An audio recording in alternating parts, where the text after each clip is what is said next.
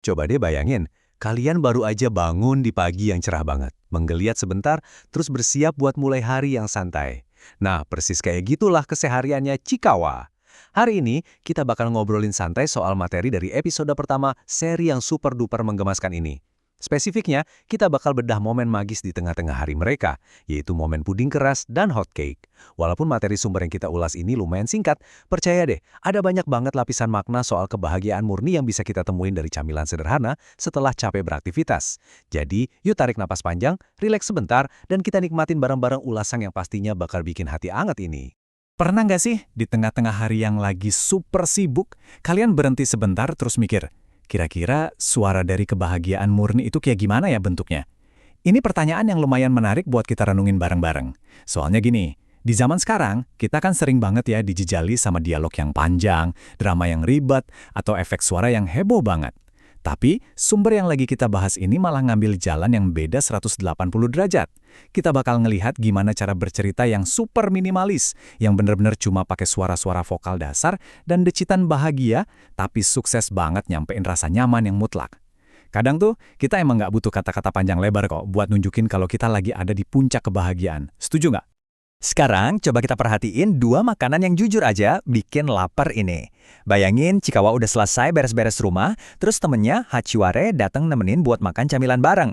Di satu sisi, kita punya puding keras. Kalian tahu kan, puding yang teksturnya padat, kenyal, dan dingin nyegerin gitu. Terus di sisi lain, ada tumpukan hot cake yang baru aja matang dari wajan, empuk, anget, dan berongga. Wah, ngebayangin perpaduan dua tekstur ini ada di depan mata mereka aja, kita udah bisa ngerasain gimana antusiasnya mereka buat buru-buru makan. Nah, merujuk ke materi resminya nih, sesaat sebelum mereka mulai nyantap itu semua, ada rentetan suara yang keluar. Kira-kira bunyinya gini, iya, a, ha, ha. Kalau kita resapi, ini tuh persis banget kayak helaan napas lega, tapi yang versi ceria banget. Suara decitan bahagia ini bener-bener nangkep momen antusiasme yang polos, detik-detik sebelum nyuap makanan penutup idaman. Bayangin aja, ini tuh suara waktu kalian akhirnya bisa duduk manis setelah seharian nyapu, ngepel, atau ngerjain tugas rumah. Terus ngeliat makanan favorit, plus sahabat kalian udah ada di depan mata. Semua rasa capek, rasanya langsung hilang gitu aja. Bener-bener suara yang relatable banget kan buat kita semua? Terus ada satu fakta linguistik yang menurutku manis banget buat dibahas. Di bahasa Jepang itu, ada satu kata onomatope yang emang khusus banget dipakai buat ngegambarin suara orang yang lagi ngunyah terus-terusan saking senengnya. Yap, bunyinya mogo-mogo. Lewat detail kecil ini, kita jadi makin paham gimana suara-suara ceria yang dari tadi kita bahas itu nyambung banget sama bahasa universal tentang nikmatnya ngemil bareng teman. Jadi pas denger ritme mogo-mogo ini, kita langsung tahu kalau udah nggak ada lagi tuh beban sisa-sisa bersih-bersih tadi. Semuanya udah keganti sama fokus buat nikmatin rasa manis dan tekstur makanan yang lagi dikunyah. Kalau kita bedah lagi polanya, kita bisa ngelihat gimana emosi senengnya itu pelan-pelan memuncak loh. Pertama, ada helaan napas lega di awal. Ini kayak masa transisi dari mode kerja ke mode santai yang emang pantes banget didapetin. Kedua, rasa antusias tadi meledak jadi gigitan pertama yang penuh semangat.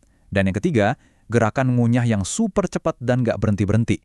Coba perhatiin deh, rasa bahagia yang murni ini tuh bener-bener berakselerasi di setiap gigitan.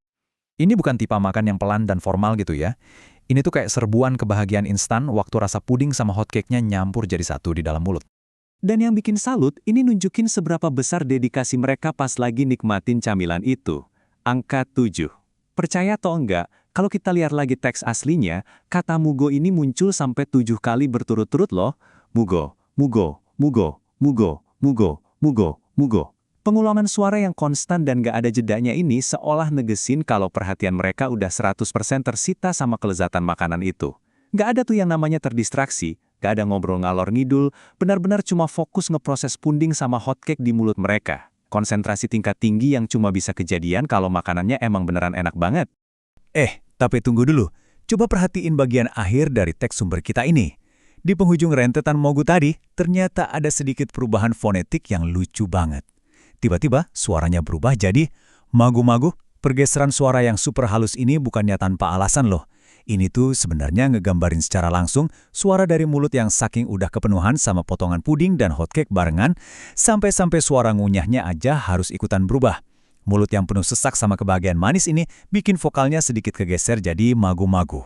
Bener-bener deh, detail sekecil ini yang bikin cerita keseharian yang kelihatannya simple malah jadi luar biasa hidup dan bikin kita senyum-senyum sendiri.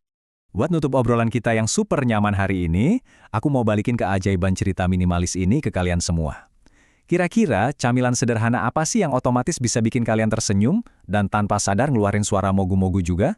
Apakah mungkin sepotong coklat sehabis kerja di sore hari? Atau semangkuk mie rebus anget pas lagi hujan malam-malam? Di tengah rutinitas kita yang kadang capek banget, dari mulai nyapu, beres-beres, sampai urusan hidup lainnya, yuk kita bawa pulang pesan manis ini. Kadang, hal yang paling penting itu adalah nemuin kebahagiaan tulus dan murni dari hal-hal sederhana bareng teman-teman kita. Jadi jangan lupa buat terus cari momen mogu-mogu kalian sendiri hari ini ya. Makasih banget udah nemenin aku ngebahas materi yang seru ini, dan sampai ketemu lagi di ulasan kita yang selanjutnya.